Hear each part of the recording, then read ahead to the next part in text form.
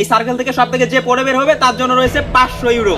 100 জন লোককে রেখেছি, যেই সবার শেষে এই সার্কেল থেকে বেরোবে সে পাবে $5,00,000।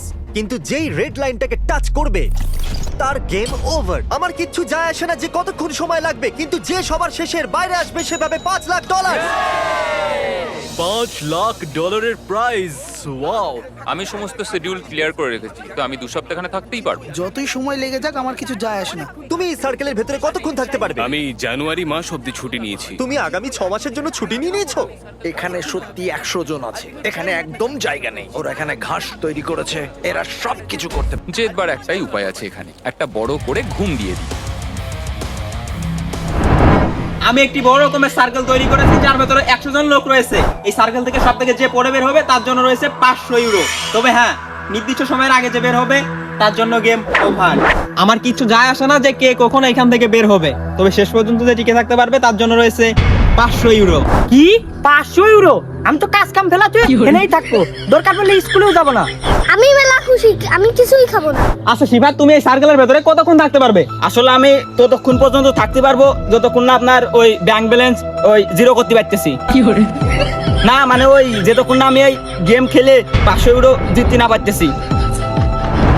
এনে আমরা মনে হয় মাত্র 3 জন আছি, জায়গার তো কোনো অভাব নাই, খাবার দাবার মনে হয় উড়াই দিবেন। বাইরে বেরোবার কথা ভাবছে, এ প্রথম লুজার হতে পারে। এখানে 100 জন লোক আছে, মনে হয় আমি জিততে পারবো না, এটাই এ ব্যাপার। বললো যে বাইরে আসতে চাইছে, তো ঠিক আছে বাইরে চলে এসো। এ বাবা কেন? এ এত নাটক এখানে কেন করছে? শুধু বাইরে চলে এসো। ও হো হো। এই বাচ্চাটা এখান থেকে বের হওয়ার চেষ্টা করতেছে, এর মনে হয় গেমটা খেলার ইচ্ছা নাই, হয়তোবা এর কোনো জেতার সম্ভাবনাও নাই। এ আমার খিদে লাগছে। এই বাচ্চাটা শারীরিক সমস্যার কারণে লাইন ক্রস করে ফেলছে, সুতরাং এ গেম থেকে আউট। এ 500 ইউরো পাবে না। ও হো হো। যদিও তুমি সবার আগে বাইরে এসেছো, তবু আমি তোমাকে প্রাইজ দেব। একটু দাঁড়াও। কনগ্রাচুলেশনস সবার প্রথমে বাইরে আসার জন্য। তুমি একটা ব্র্যান্ড নিউ কার জিতে এ নিয়েছো। জানতো ভাই তুমি হারার পরও কিছু জিতবে। একটা ছেলে বাইরে বেরিয়ে গেল, আমি জানতাম সে বেরিয়ে যাবে কারণ খুব উইক লাগছিল তাকে। এটা দেখে আমার এটাই মনে হচ্ছে যে অন্যরা যদি এত দুর্বল হয় তাহলে আমিই জিতবো। ভাই আপনি কোন জায়গাতে আইছেন? আপনার দেশের বাড়ি কোন জায়গা? আসলে ভাই হয়েছে কি, আমার দেশের বাড়ি এই যে লোক ভিডিও করতেছে, এই লোকের পাশের বাড়ি আমার বাড়ি। ভাই আমার তো এমনি ইমার্জেন্সি বাড়াতে হবে, আমার কাজ আছে। তাহলে ভাই আপনি চলে যান, এই পুরো গেম আমি শেষ করি আর 500 ইউরো আমি লুকে নেই। আচ্ছা ভাই ঠিক আছে।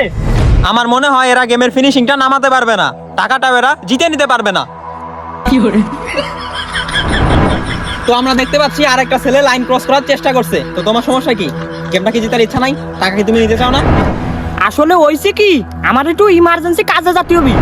এই ছেলেটা যেহেতু আমাদের সার্কেলের ভেতরে দীর্ঘ সময় ধরে ছিল, তাই তার জন্য উপহার হিসেবে থাকছে 200 ইউরো।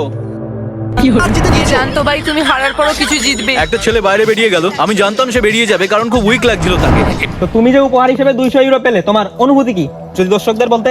আসলে হইছে কি, আমি তো অনেক গরিব, অনেক কষ্ট করে একটা গার্লফ্রেন্ড পাইছি, তাই এই 200 ইউরো দিয়ে গার্লফ্রেন্ডে নিয়ে রেস্টুরেন্টে খাতি যাব। বিষয়টা আসলে আমার অনেক ইমোশনাল লেগেছে। আমার এত ইউরো থাকা সত্ত্বেও আমার একটা গার্লফ্রেন্ড নেই। যাও তুমি সার্কেল থেকে বের হয়ে যাও। তো দ্বিতীয়বারের মতো আমাদের সার্কেল থেকে আরেকটা ছেলে বের হয়ে গেল। তো এখন সার্কেলের ভেতরে যে কয়জন আছে তাদেরকে নিয়ে আমরা আমাদের চ্যালেঞ্জটা শেষ করতে চাই।